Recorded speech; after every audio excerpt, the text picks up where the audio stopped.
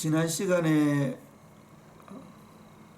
유다 이야기를 조금 했었습니다.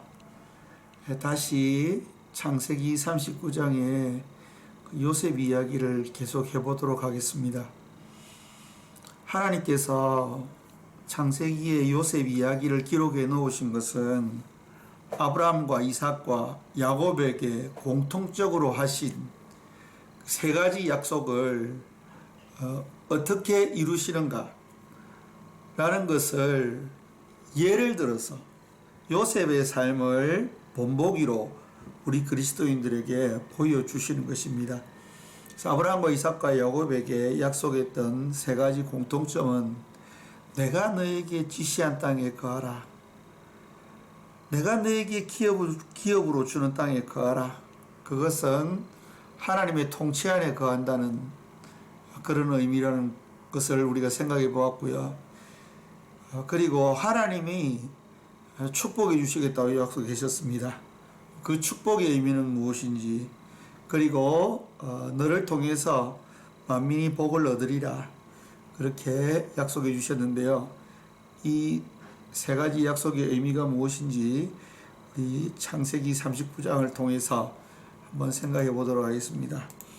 창세기 39장 2절 3절에 보면은 요셉이 보디발의 집에 팔려갑니다. 그래서 노예로 팔려가게 되었습니다. 그런데 창세기 39장 2절과 3절에 보면은 여호와께서 요셉과 함께 하셨다라는 이야기가 나옵니다. 많은 성도님들이 이 부분에 대해서 정확한 이해가 부족하신 것 같아요.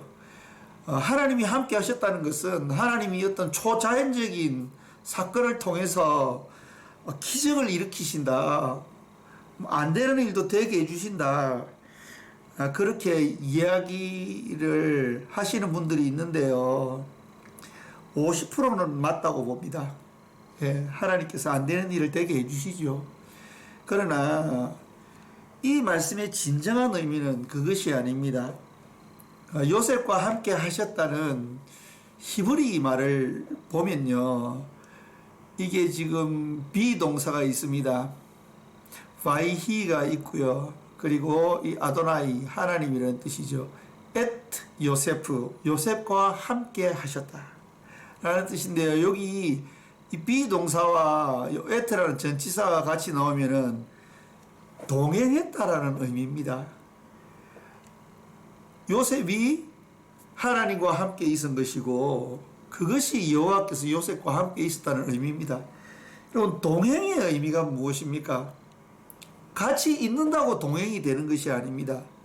마음이 통해야 되는 거죠. 여러분, 가족이 함께 거한다고 해서 함께 있는 것이 아닙니다. 아버지 생각 따로, 어머니 생각 따로, 자식들 생각 따로, 다 생각하는 방향이 다르면은 화목할 수가 없죠. 가는 방향이 같아야 되고, 생각이 같아서 문제가 없어야지, 생각하는 방향이 각자 다르면은 날마다 분쟁입니다. 날마다 불화합니다.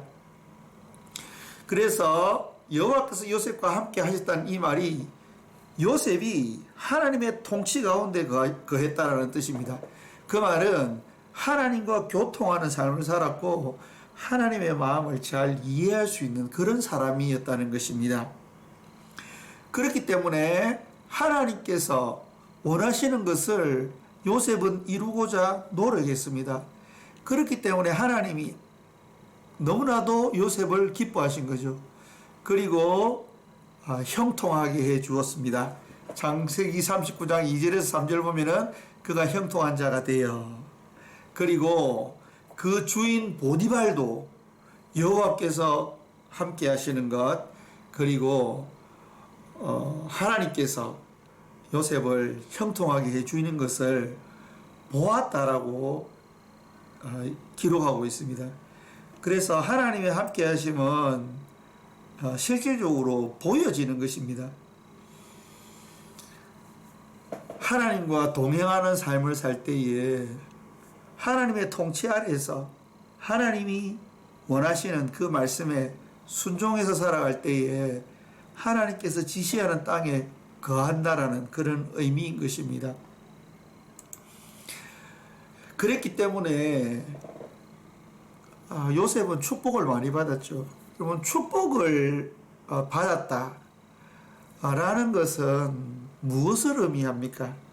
창세기 39장 4절에서 잘 보여주는데요. 요셉이 그 주인에게 은혜를 입었다 라고 기록하고 있습니다.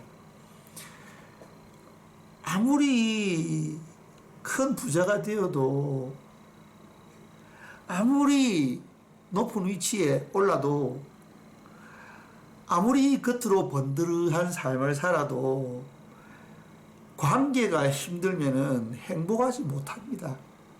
하나님이 축복해 주셨다는 것은 주변에 있는 사람들과 좋은 관계를 맺고 살아갈 수 있는 것이 진정한 축복입니다. 여러분, 돈이 많으면 행복할 것 같지요?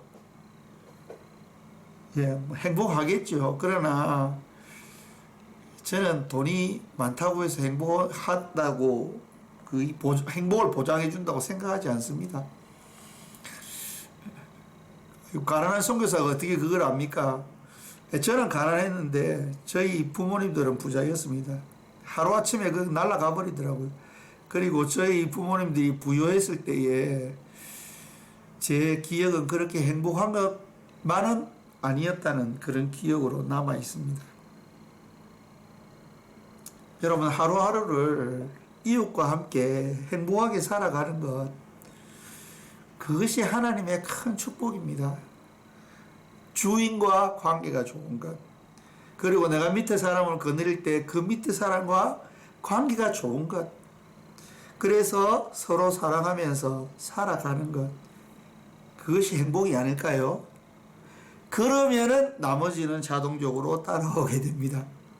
주인하고 관계가 좋고 밑에 거느리는 사람하고 관계가 좋으면은 공장도 잘 되게 되고, 부부가 사이가 좋고 자녀들하고 서로 사랑하면서 잘 지내면은 가정도 행복해지는 거죠.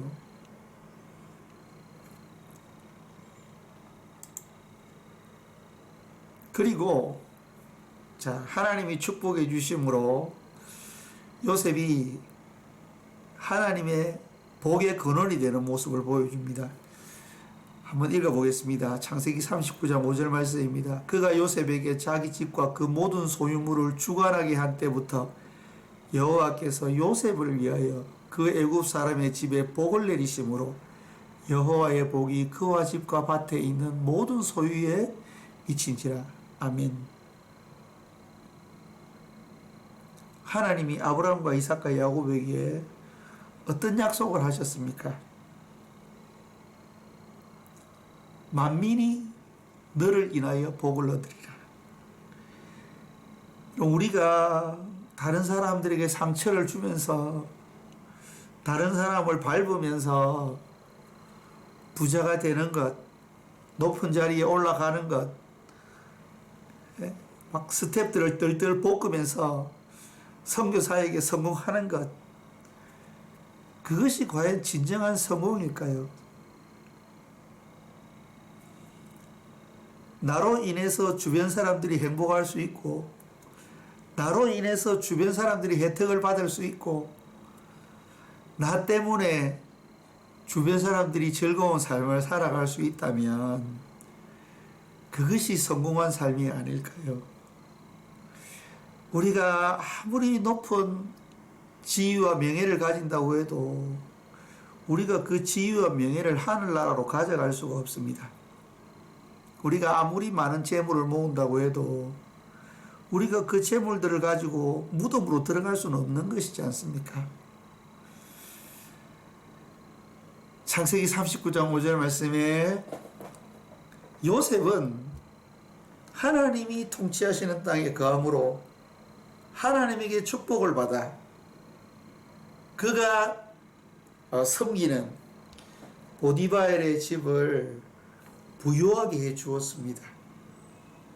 요셉은 그 보디발의 아내 때문에 감옥을 갔지만은, 그러나 하나님의 통치 아래 가는 사람은 감옥도 괜찮습니다, 여러분.